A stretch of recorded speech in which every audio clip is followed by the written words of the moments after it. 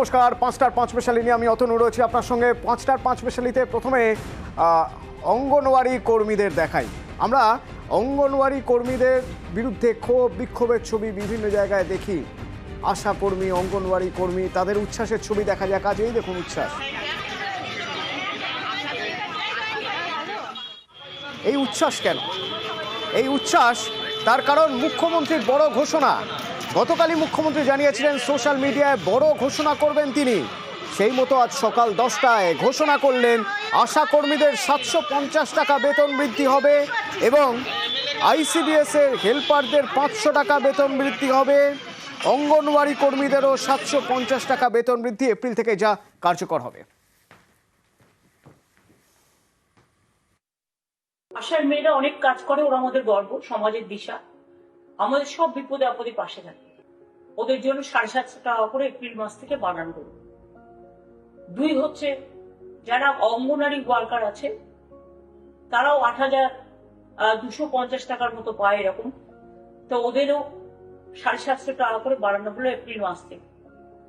আর যারা ICDS helper আছে তারাও 6,000 সামথিং পায় এবং তাদেরটাও 500 টাকা করে 1 এপ্রিল থেকে বাড়ানো হলো। তাদের জীবন শুভ হোক, ভালো হোক, আরো ভালো করে কাজ করুন। ভবিষ্যতে আরো সুযোগ সুবিধা পাওয়ার জন্য আমরা সবসময় মামাটি মানুষের সরকার আপনাদের সাথে ছিল, আছে এবং থাকবে।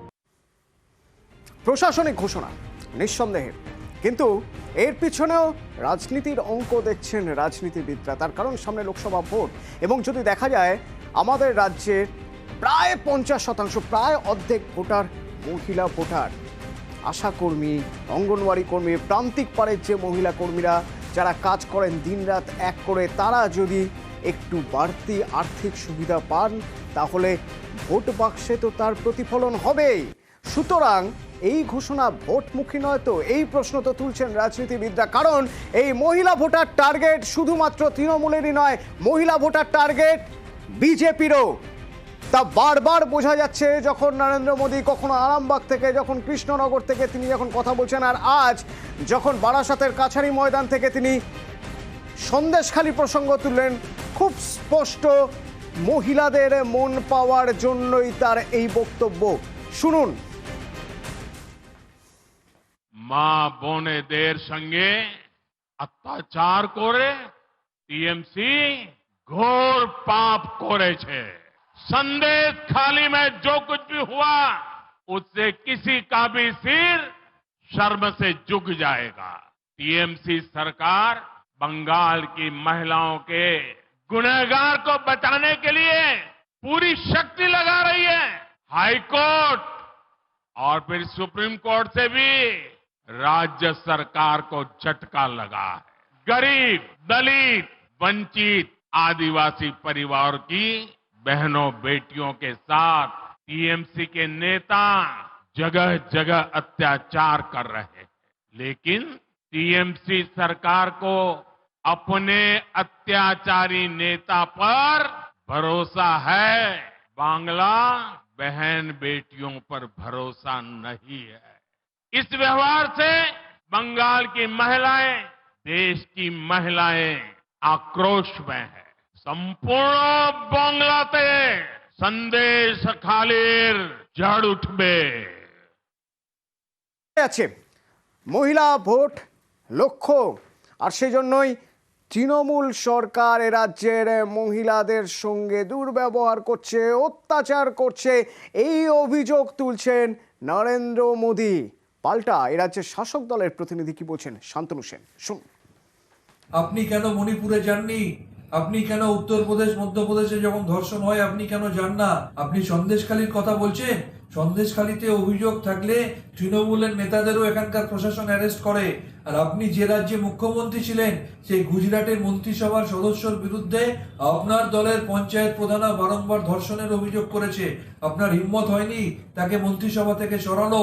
আপনার দলের বৃষভূষণ এমপি মহিলা কুস্তিগীরদের যৌন নির্যাতন করেছে, আপনার হিম্মত হয়নি তাকে সংসদ পদ থেকে সরানো। আপনি রাজধর্ম পালন করতে জানেন না। বিজেপির ফোকাস সন্দেশখালী, তা বোঝা যাচ্ছিল যখন বারবার এই সন্দেশখালী প্রসঙ্গ উঠে আসছিল, কখনো আরামবাগের সভা থেকে, কখনো কৃষ্ণনগরের সভা থেকে, আর আজ যখন উত্তর 24 পরগনাতেই সভা, বারাসাতেই সভা নরেন্দ্র মোদীর, খুব স্বাভাবিকভাবেই সকাল থেকে দেখছিলাম সন্দেশখালী থেকে বিজেপি কর্মী সমর্থকরা তারা আসছেন। মহিলারা যারা বারবার অভিযোগ করেছেন তাদের সঙ্গে অত্যাচার হয়েছে, তারাও দেখা করতে এসেছিলেন। তাদের সঙ্গে দেখা করলেন আজ নরেন্দ্র মোদী। দেখা হওয়ার পর কি বলছেন তারা, শুনুন। আমরা প্রধানমন্ত্রীর সাথে কথা বলে আমাদের নির্যাতনের কথা বললাম। উনি বলল যে আমার উপর ভরসা রাখো, আস্থা রাখো, আমি আপনাদের সবই দেখছি, কিছু হবে না, আপনাদের ভয় নেই, আমরা আছি সবাই, এবং কেন্দ্র বাহিনী এসব দেবে বলেছে এবং আমাদের সুরক্ষিত থাকার জন্য সবকিছু ওনারা ব্যবস্থা করবে। অভিযোগগুলো লিখে নিলেন? না, ওয়ান ক্যামেরায় নিয়েছি। মানে আপনাদের বক্তব্যগুলো হচ্ছিল প্রধানমন্ত্রী অন ক্যামেরা হ্যাঁ। আপনারা কি চাইছেন? নাম বলেছেন কারুর? সবার নাম বলেছে, যারা অত্যাচার করেছে সবার নাম বলেছে।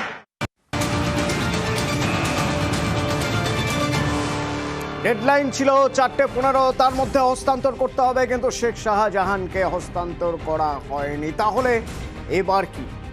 অমিত প্রতিনিধি আমাদের জানাতে পারবেন। অমিত, দেখো, বিচারপতি হরিশ ট্যান্ডনের বেঞ্চ যখন স্পষ্ট করে দিয়েছিলেন যে 4:15-র মধ্যে শেখ শাহজাহানকে সিবিআই হাতে তুলে দিতে হবে, সেই সময় কিন্তু ইডির আইনজীবীরা আদালতকে জানিয়েছিলেন যে ডেডলাইনের মধ্যে যদি হস্তান্তর না হয় তারা কিন্তু 4:30-র সময় আদালতের দ্বারস্থ হবেন এবং আদালতের দৃষ্টি আকর্ষণ করবেন। সেক্ষেত্রে 3:45 সিবিআই আধিকারিকরা পৌঁছে যান ভবানী ভবনে। প্রায় 1 ঘন্টার বেশি সময় অতিক্রম করে গিয়েছে, এখনো পর্যন্ত শেখ শাহজাহানকে হস্তান্তর করা হয়নি। তার ক্ষেত্রে নাগাদ ইডির আইনজীবীরা বিচারপতি ট্যান্ডন ডিভিশন বেঞ্চে তারা যান এবং আদালতের তারা দৃষ্টি আকর্ষণ করতে গিয়েছেন যে এখন পর্যন্ত নির্ধারিত সময়ের মধ্যে শেখ শাহজাহানকে তুলে দেওয়া হয়নি সিবিআইয়ের হাতে। যদিও এই মুহূর্তে সূত্রের খবর, যদিও এই মুহূর্তে বিচারপতিরা এজলাসে নেই, ইডির আইনজীবীদের তরফে তারা আবেদন করেছেন যে বিচারপতিরা যাতে এজলাসে আসেন এবং তাদের যে বক্তব্য, ইডির তরফে যে বক্তব্য, সেই বক্তব্য যাতে শোনা হয়, এমনকি কিন্তু এখনো পর্যন্ত আদালতে জানানো হয়েছে। ধন্যবাদ। আমি নজর থাকবে আমাদের কি হয়। একদিকে দেখা যাচ্ছে সিবিআই এর পুরো টিম, সেন্ট্রাল ফোর্স তারা অপেক্ষা করে রয়েছেন। এদিকে সিজিওতে সাজো রব শেখ শাহজাহান আদালতের নির্দেশ মেনে যে ডেডলাইন, সেই ডেডলাইন তো পার হয়ে গেছে। শেখ শাহজাহানকে সিবিআই হাতে তুলে দেওয়া হবে, কখন তুলে দেওয়া হবে নজর থাকবে আমাদের। এবং রাজ্য রাজনীতিতে আরও কিছু গুরুত্বপূর্ণ খবর থাকছে, সেসব থাকবে বিরতির পর। সঙ্গে থাকুন।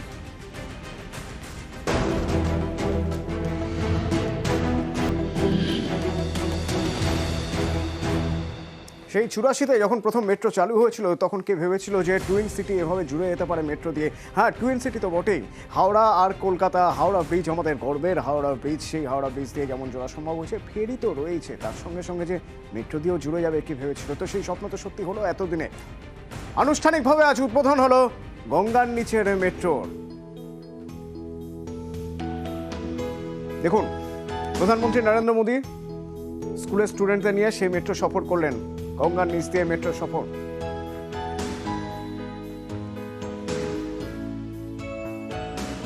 सही कह रही है और आप देखें कि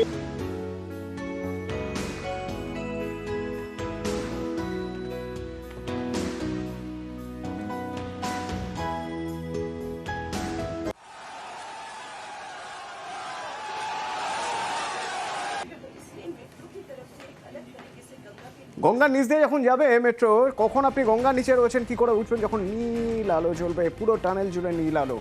তো হাওড়া থেকে স্প্ল্যানেড 8 মিনিটের মধ্যে আপনি পৌঁছে যাবেন, মাত্র 8 মিনিটে পৌঁছে যাবেন। এর মধ্যে থেকে গঙ্গার নিচ দিয়ে কতক্ষণ সফর করবেন? টানেলের 520 মিটার থাকবে গঙ্গার নিচে।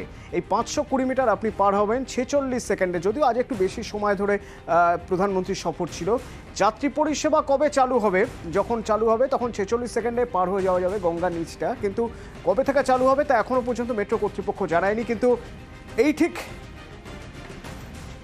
এরকমভাবেই মেট্রো এবং মেট্রোর যে ছবি আপনাদের দেখাচ্ছিলাম বা যে কথা বলছিলাম যে যখন টানেলের মধ্যে দিয়ে মেট্রো চলবে, যখন গঙ্গার নিচে পৌঁছবে, আপনি যাচ্ছেন মেট্রোয়, আপনি কিভাবে বুঝবেন গঙ্গার নিচে আপনি পৌঁছে গিয়েছেন? নীল আলো চলবে টানেলের মধ্যে। যে সময় গঙ্গার নিচে সে সময় নীল আলো চলবে। উদ্বোধন করলেন প্রধানমন্ত্রী নরেন্দ্র মোদী। কি বললেন উদ্বোধন করে শুনুন। कोलकाता तो वो शहर है जिसकी मेट्रो को देखकर कितनी ही पीढ़ियां बड़ी हुई है। मैं बचपन में जब पहली बार कोलकाता आया तो एक आकर्षण था, जरा मैं मेट्रो देखूं। 2014 से पहले के 40 सालों में कोलकाता मेट्रो का सिर्फ 28 किलोमीटर रूट बना था, जबकि बीजेपी सरकार के बीते 10 साल में कोलकाता मेट्रो का 31 किलोमीटर और विस्तार हो चुका है। তো মেট্রোর উদ্বোধন প্রসঙ্গে বলতে গিয়ে মেট্রো এই যে গঙ্গার নিচ দিয়ে যাচ্ছে তা বলতে গিয়েও প্রধানমন্ত্রী নরেন্দ্র মোদী ভাজপার কথা বললেন, ভারতীয় জনতা পার্টি কেন্দ্রে রয়েছে সেই কথা শোনালেন। তো স্বাভাবিকভাবে এই রাজ্যের শাসক দল তৃণমূল কিভাবে দেখছে প্রধানমন্ত্রীর এই বক্তব্য, শুনুন। তিনি বোধহয় ভুলে গেছেন যে কলকাতার এই মেট্রোটা হচ্ছে মমতা বন্দ্যোপাধ্যায়ের ব্রেনচাইল্ড। মমতা বন্দ্যোপাধ্যায় ভারতবর্ষের রেলমন্ত্রী থাকাকালীন এই মেট্রো রেলের যে কাজ তিনি শুরু করেছিলেন, সামগ্রিকভাবে 1 পয়সা রেলের ভাড়া না বাড়িয়ে রেলকে একটা সমান্তরাল প্রশাসনের জায়গায় নিয়ে গিয়ে 15 টাকার ইজ্জত মান্তি থেকে শুরু করে রেডি স্পেশাল ট্রেন থেকে শুরু করে সারা বাংলায় রেলের যেভাবে সম্প্রসারণ করেছিলেন, আজকে ভারত সরকার রেলের সার্ভিস ব্যর্থতা তাদের ঘাড়ে নেওয়া উচিত। 75 থেকে 80 হাজার রেলের পদ অবলুপ্ত হয়ে গেছে। পাবলিসিটি মাস্টার ভোটের আগে একদল দাঁড়িয়ে নিয়ে জানতে প্রচার মতো মিথ্যা প্রচার করতে চলে এসেছে।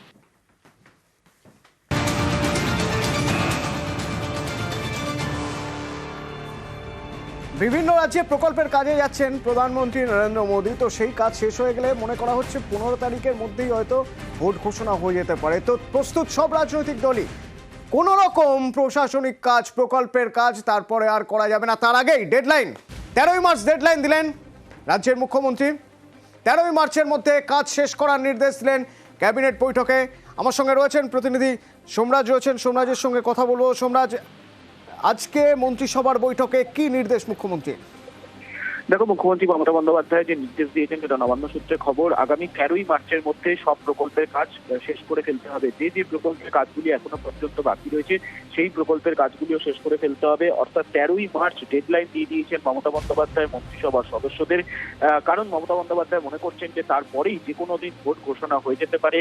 এবং নবান্ন সূত্রে যেটা খবর, 11ই মার্চ বা 12ই মার্চ রাজ্যের বিভিন্ন জেলা ধরে ধরে বেশ কিছু প্রকল্পের উদ্বোধনও করবেন মমতা বন্দ্যোপাধ্যায়। এবং তারপর 13ই মার্চের মধ্যেই যেন যে প্রকল্পগুলি এখনো টেন্ডার করা বাকি রয়েছে বা প্রক্রিয়া শুরু করা বাকি রয়েছে তা যাতে 13ই মার্চের মধ্যেই করে দেওয়া হয়, সেরকমই নির্দেশ দেন মমতা বন্দ্যোপাধ্যায় বলেই সূত্র মারফত খবর। পাশাপাশি রাজ্যের বিষয় নিয়ে কেন কেউ কিছু ভালো বলে না, এই বিষয় নিয়েও আজকে মন্ত্রিসভার সদস্যদের সামনে ক্ষোভ প্রকাশ করেন মুখ্যমন্ত্রী মমতা বন্দ্যোপাধ্যায় বলেই সূত্র মারফত খবর। ধন্যবাদ। অভিমানী তাপস রায় তৃণমূল ছেড়েছেন, কিন্তু রাজনীতি ছাড়েননি।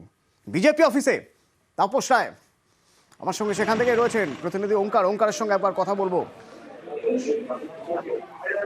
ওঙ্কার, বিজেপি অফিসে তাপস রায়, সেক্ষেত্রে সুকান্ত মজুমদার, রাজ্য বিজেপি নেতৃত্ব তারা তো রয়েছেন, বিজেপির প্রচুর কর্মী সমর্থক রয়েছেন যারা তাপস রায় আজ বিজেপি অফিসে দেখে কি বলছেন তারা? ঘাটকুল শিবির ছেড়ে এবার পদ্ম শিবিরে যোগ দিতে চলেছেন তাপস রায় এবং ইতিমধ্যেই বিজেপি সেক্টর 5-এর যে পার্টি অফিস রয়েছে সেখানে কিন্তু এসে পৌঁছেছেন তিনি এবং এই মুহূর্তে তার সঙ্গে বৈঠক করছেন। ইতিমধ্যে শুভেন্দু অধিকারী, সুকান্ত মজুমদার প্রত্যেকেই রাজ্যের শীর্ষস্থানীয় নেতৃত্ব যারা বিজেপির তারা কিন্তু এসে পৌঁছেছেন এবং তাপস রায় তাদের সঙ্গে এই মুহূর্তে বৈঠক করছেন। এবং এখানে যেরকমভাবে দেখা যাচ্ছে যে বিজেপির বহু কর্মী সমর্থকরা তারাও কিন্তু এসে পৌঁছেছেন এবং তারা কিন্তু যথেষ্ট উচ্ছ্বসিত। কারণ হচ্ছে গিয়ে উত্তর কলকাতার বেশ পুরনো নেতা তাপস রায় এবং তাপস রায়কে ঘিরে ভারতীয় জনতা পার্টির আরো একবার কিন্তু তারা যেটা মনে করছেন যে আগামী লোকসভা নির্বাচনে তারা আরো ফল করতে পারবেন এবং মানুষের কাছে আরো বেশি করে পৌঁছে যেতে পারবেন, সেই আশা কিন্তু তারা করছেন। তবে ইতিমধ্যে যেরকম ভাবে দেখা গিয়েছে তাপস রায় তিনি কিন্তু এসে পৌঁছেছেন এবং তার যেটা বক্তব্য যে এটা কিন্তু অনেক আগেই তার করা উচিত ছিল, অর্থাৎ ভারতীয় জনতা পার্টিতে যোগদান করা উচিত ছিল তার, এবং সেই জায়গা থেকে দাঁড়িয়ে মানুষকে কি বলবেন না বলবেন সেই সমস্ত ভাবনা চিন্তা থেকে তিনি জয়েন করেননি। স্বাভাবিক ওঙ্কার, খুব স্বাভাবিক। বিজেপি কর্মী সমর্থকরা তাদের মনে আশা যে এবার হয়তো উত্তর কলকাতায় একটু শক্ত জমি পেতে পারে বিজেপি, যেহেতু তাপস রায় বিজেপিতে যোগ দিচ্ছেন, সঙ্গে সজল ঘোষ রয়েছেন, সজল ঘোষই তাকে নিয়ে এসেছেন। সুকান্ত মজুমদার ইতিমধ্যে বিজেপি পার্টি অফিসে পৌঁছে গিয়েছেন। বিজেপিতে যোগ দিয়েই তাপস রায় কি বলেন আমরা শুনবো, তবে তার আগের ছবি একটু দেখাতে চাইবো আপনাদের। তার আগের ছবি দেখুন। বিধানসভায় গিয়েছিলেন, স্পিকার তাকে আজ ডেকে পাঠিয়েছিলেন, কিন্তু পদ্ধতিগত কিছু সমস্যার জন্য তার বিধায়ক পদের ইস্তফা গ্রহণ করা সম্ভব হয়নি। আবির প্রতিনিধি আমার সঙ্গে রয়েছেন। আবির, এই ইস্তফা পত্রে পদ্ধতিগত ত্রুটির কথা বলা হচ্ছে, কি সেই ত্রুটি? দেখো, তাপসরা ইস্তফাপত্র টাইপ করে দিয়েছিলেন এবং তাতে কেন ইস্তফা দিচ্ছেন তার কারণ উল্লেখ করেছিলেন, কিন্তু পরিষদীয় রীতি অনুযায়ী তা করা যায় না। হাতে লিখে ইস্তফাপত্র বা চিঠি দিতে হয়, তাতে অন্য কিছু লেখাও থাকবে না। সেই কারণেই হচ্ছে তার ইস্তফাপত্র গৃহীত হলো না। নতুন করে আগামীকাল তাকে আবার ইস্তফাপত্র দিতে হবে। স্পিকার তাকে দুপুরবেলা 1টার সময় আগামীকাল ডেকে পাঠিয়েছেন, তারই প্রেক্ষিতে তিনি যাবেন এবং ইস্তফাপত্র দেবেন। যদিও তাপস রায় জানিয়েছেন যে তিনি ইস্তফা দিয়ে দিয়েছেন, এরপরে নতুন করে কি বিধানসভা সচিবালয় জানাচ্ছে তাতে আর নতুন করে কোনো ইচ্ছা নেই। তিনি ইস্তফা দিয়েই অন্য দলে যোগ দিচ্ছেন বা তার রাজনীতিতে নতুন যে কেরিয়ার বা ইনিংস সেটা তিনি শুরু করতে চলেছেন। ধন্যবাদ আবির। স্পিকার মিলন বন্দ্যোপাধ্যায় কি বলছেন এই পদ্ধতিগত ত্রুটি প্রসঙ্গে তাপস রায়ের ইস্তফার পত্রের, শোনা যাক। শ্রী তাপস রায় আজকে এসেছিলেন। আমি আমার অর্ডার দিয়েছি, আমি বলেছি উনি যে রেজিগনেশন লেটারটা দিয়েছেন সেটা আমাদের ঠিক আইনমত সঠিক হয়নি আমাদের রুলস অনুযায়ী, এবং আমি ওনাকে বলেছি যে আপনি যদি ইচ্ছা করেন আপনি নতুন করে দিতে পারেন। উনি নতুন করে রেজিগনেশন লেটার মানে আইন মোতাবেক লিখে দেবেন, রুলস মোতাবেক। সেটা আমি কালকে 1টার সময় বিবেচনার জন্য গ্রহণ করা হয়নি, এখন গ্রহণ করা হয়নি এখন। আর তাপস রায় কি বলছেন শুনুন। এটাই তো ফরম্যাট আছে, তো সেটা উনি অর্ডার দিয়ে দিন। কাল আমি একটা এসে একদম সেটাকে এই আনরিভাইজটা নিয়ে যাবো। আমি রেজিগনেশন দিয়ে দিয়েছি, অ্যাকসেপ্টেড অর নো অ্যাকসেপ্টেড, আমি রেজিগনেশন করে দিয়েছি। আমি যে করে দিয়েছি তারপরে নিশ্চয়ই আমি যে জায়গা থেকে রেজিগনেশন করে দিয়েছি তারপরে তো আর আবার বিধানসভায় আসা, হ্যাঁ মানে পদ্ধতিগত কারণে কালকে আসতে হবে। হ্যাঁ, এবং তারপরে বিজেপি পার্টি অফিসের ছবি দেখুন। তাপস রায় বিজেপি পার্টি অফিসে, ওই দেখা যাচ্ছে সজল ঘোষ রয়েছেন, সঙ্গে সুকান্ত মজুমদার ইতিমধ্যে এসে পৌঁছেছেন, শুভেন্দু অধিকারী তিনিও এসে পৌঁছেছেন আমরা জানতে পারছি। বিজেপি পার্টি অফিসে তাপস রায়, অভিমানী তাপস রায় তৃণমূল ছেড়ে এবার বিজেপিতে। তো বিজেপিতে যোগ দেবেন তিনি, কিছুক্ষণের মধ্যেই যোগ দেবেন বিজেপিতে।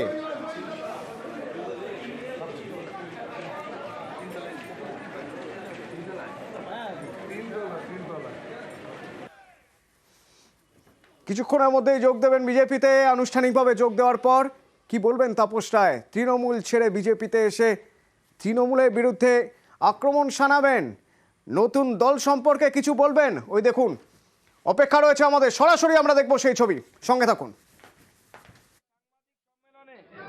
আপনাদের সবাইকে নমস্কার। আপনাদের এই সাংবাদিক সম্মেলনে আমি আপনাদের সকলকে স্বাগত জানাই। আজকে এই সাংবাদিক সম্মেলন মূলত ডাকা হয়েছে জয়েনিংয়ের জন্য। আজকে এই সাংবাদিক সম্মেলনে উপস্থিত আছেন সম্মানীয় বিরোধী দলনেতা তথা নন্দীগ্রামের বিধায়ক শ্রী শুভেন্দু অধিকারী মহাশয়, উপস্থিত আছেন আমাদের রাজ্যের ইনচার্জ আমাদের সকলের শ্রদ্ধেয় শ্রী মঙ্গল পাণ্ডে মহাশয়, উপস্থিত আছেন আমাদের সিনিয়র লিডার রাহুল দা, আমাদের এই উত্তর কলকাতা জেলার সভাপতি ভাই তপন ঘোষ, বিভাগের নেতা